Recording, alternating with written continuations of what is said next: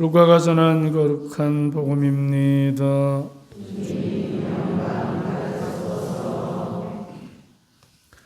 그때 예수님께서 베드로와 요한과 야고보를 데리고 기도하시러 산에 오르셨다. 예수님께서 기도하시는데 그 얼굴 모습이 달라지고 의복은 하얗게 번쩍였다. 그리고 두 사람이 예수님과 이야기를 나누고 있었다. 그들은 모세와 엘리야였다. 영광에 쌓여 나타난 그들은 예수님께서 예루살렘에서 이루실 일, 곧 세상을 떠나실 일을 말하고 있었다. 베드로와 그의 동료들은 잠에 빠졌다가 깨어나 예수님의 영광을 보고 그분과 함께 서 있는 두 사람도 보았다. 그 두 사람이 예수님에게서 떠나려고 할 때에 베드로가 예수님께 말하였다. 스승님, 저희가 여기에 지내면 좋겠습니다. 저희가 초막 셋을 지어 하나는 스승님께, 하나는 모세께, 또 하나는 엘리야께 드리겠습니다. 베드로는 자기가 무슨 말을 하는지도 몰랐다. 베드로가 이렇게 말하는데 구름이 일더니 그들을 덮었다. 그들이 구름 속으로 들어가자 제자들은 그만 겁이 났다. 이어 구름 속에서 이는 내가 선택한 아들이니 너희는 그의 말을 들어라 하는 소리가 났다. 이러한 소리가 울린 뒤에는 예수님만 보였다. 제자들은 침묵을 지켜 자기들이 본 것을 그때에는 아무에게도 알리지 않았다. 주님의 말씀입니다. 참 예수님, 예, 오늘 날도 어린데 이렇게 많이들 저희 말을 찾아서 고맙습니다. 오늘 복음에 보면 끝에 이는 내가 선택한 아들이니 너희는 그의 말을 들으라 하는 말씀이 나옵니다. 제가 32년 전에 서품을 받을 때 이제 여러분도 아시겠지만 서품 받을 때 성구를 평생을 모범으로 삼을 성구를 하나씩 선택합니다. 저는 베드로전서 5장 3절에 나오는 오히려 그들의 모범이 되십시오 하는 말을 택했어요. 뒤 죽겠더라고. 하필 그 말을 택해가지고 얼마나 34년이 뒤인지 오늘 이 말을 택했어야 되는데 이는 내가 선택한 아들이니 너희는 그의 말을 들어라. 이걸 택했어야 되는데 우리가 사실은 사제가 된다는 것은 기도하는 사람입니다. 기도. 그래서 우리가 교우들께서도 기도를 많이 하시고 또 우리도 기도하고 그래서 기도 중에 우리는 그 기도를 통해서 이 세상 삶을 살아가는 힘을 얻는 그래서 기도 중에 열정을 삶의 활력을 찾아가는 사람들입니다.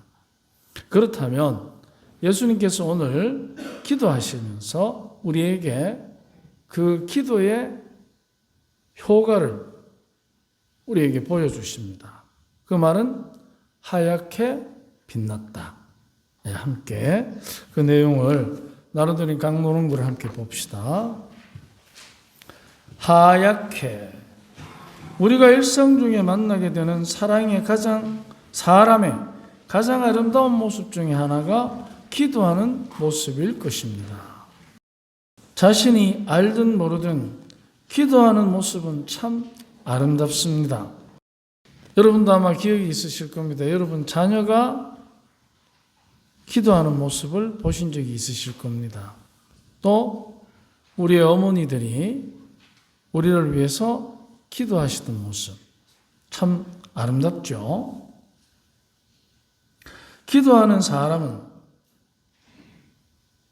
죄인이면서 의인이 되고 세상에 있으면서 천상을 걷습니다. 기도는 약한 사람이 하는 것이 아닙니다. 약한 사람도 기도를 하면 강해집니다. 기도는 내가 원하는 것을 청하는 것보다 지금의 현실이 고난할지라도 그 가운데서 하느님의 뜻을 찾는, 그리고 그것을 받아들이는 강인함이 있습니다. 누가 봐도 행복하지 않은 인생, 그렇게 보이지 않는 인생, 그 상황이 우리가 직면하게 되면 사실은 기도하기보다 한탄을 먼저 하죠. 내가 왜 이래 됐지? 그런데 잘 한번 봅시다. 자기 신세를 한탄하는 사람하고 지금의 현실을 기도하는 사람하고 이 두 사람 중에 누가 자기의 현실을 있는 그대로 직시하겠습니까? 현실을 합리적으로 바라보는 사람은 한탄하는 사람입니까? 기도하는 사람입니까? 우리는 잘 알고 있습니다. 그 답을. 그런데도 우리는 한탄이 먼저 내가 왜 이래?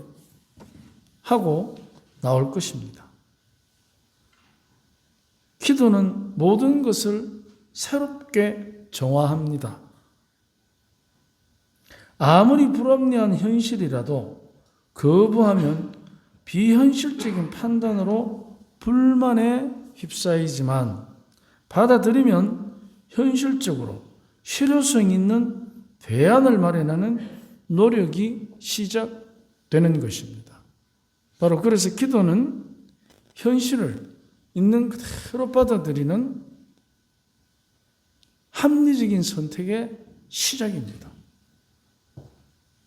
그런데 가끔 이 기도의 효과를 염두에 둔 나머지 착각하는 경우가 있습니다.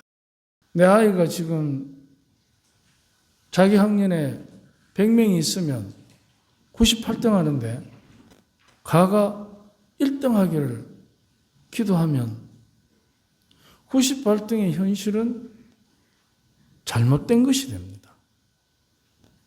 그래서 1등에 대한 기대로 기도를 하면 그 기대가 실망을 안겨다 주는 결과가 나타납니다. 그러면 실망하지 않기 위해서 기도 안 하느냐? 그게 아니고 기도는 합니다. 하는데 기도의 출발점, 기도의 주안점은 98등 하는 현실을 받아들이고 그 98등짜리의 엄마로서 내가 무엇을 할 수 있을까요? 1등 되도록 기도하는 건 아니지 않습니까?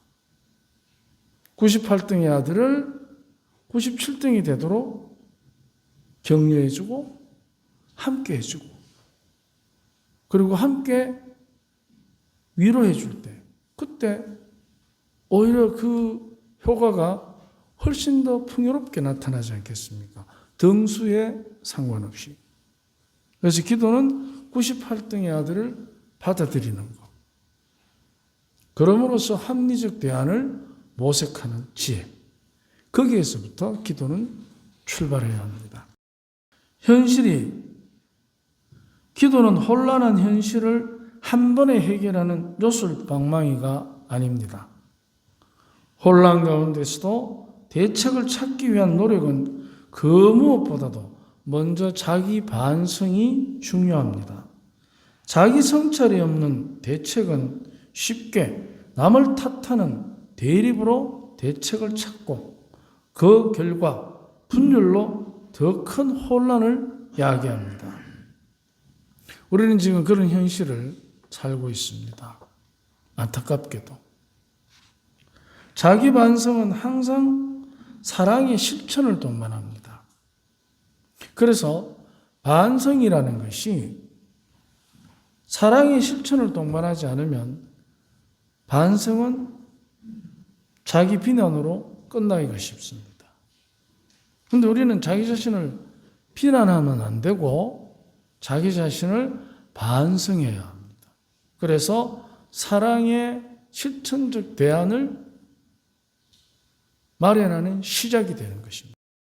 기도하시면서 그 얼굴 모습이 달라지고 의복은 하얗게 번쩍이는 주님의 변화는 장차 지고 갈 십자가의 고통의 가치를 드러내는 것입니다. 그렇게 중요하다는 것입니다. 그 십자가의 길이. 새하얗게 빛나도록 변모되시는 그 모습에서 그분이 지고 가야 될 십자가가 우리 모두를 하얗게 바꿔놓을 수 있는 힘이 있다는 본보기입니다. 그 가치는 기도하는 이는 하얗게 번쩍이는 모습으로 변화시켜 주시겠다는 약속입니다. 하얗게 번쩍이는 것은 주님 안에서 완전히 성화된 축복의 상태입니다. 성화되면 더 이상 행복할 수 없는 복을 누리게 됩니다. 성화는 행복입니다. 지복, 가장 높은 복이라고 합니다. 그렇다면 우리가 그 성화된 상태에서의 행복은 어떤 것일까? 모든 것이 사랑 안에서 완성되는 이 복은 어떠한 공경에 처하더라도 위기를 기회로 바꾸고 사전에 대비하는 지혜를 줍니다. 그래서 우리는 기도 안에서 엄청난 위로를 받게 되는 것입니다. 위기를 기회로 바꾸고 대책을 마련하는 지혜를 갖추기 때문에. 그래서 기도는 훈련입니다. 감나무 밑에 벌리고 있다고 해서 감이 떨어지지 않듯이 감나무를 가꾸고 열매를 따는 훈련입니다. 그래서 기도는 거룩한 훈련이라고 합니다. 그 훈련을 우리가 이제 훈련이기 때문에 한 번이라도 더, 한 시간이라도 더 많이 자주 해야 하는 것입니다. 기도는 십자가의 고통으로 인류를 구원하시는 주님의 고통에 동참하는 지혜입니다. 지혜는 아는 것만으로 끝나지 않고 반드시 실천을 통한 참된 기쁨을 줍니다. 그래서 기도는 생활 속에서 실천되는 사랑으로 열매를 맺습니다. 그래서 기도는 사랑입니다.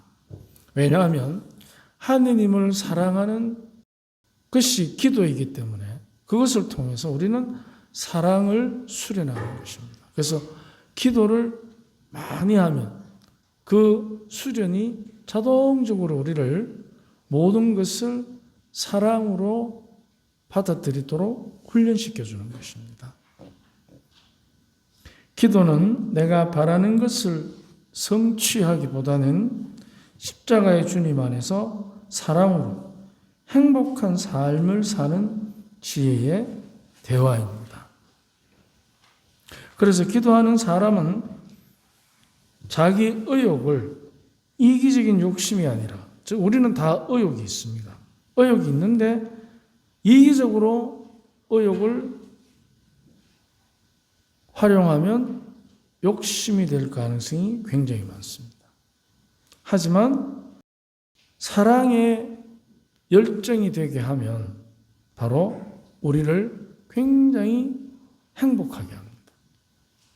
그래서 우리들 개인이 각자가 가지고 있는 의욕이 욕심이 되느냐, 열정이 되느냐, 그 기준은 이기심과 사랑입니다.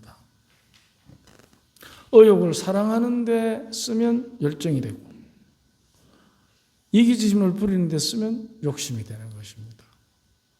그런데 그 선택은 우리가 각자가 해야 합니다. 사순 2주를 맞이해서 기도 중에 새하얗게 변모되시는 예수님의 모습에서 다시 한번 우리가 기도하면 얼마나 우리 자신들이 변화되는지 그 기쁨을 누리면 좋겠습니다. 아멘.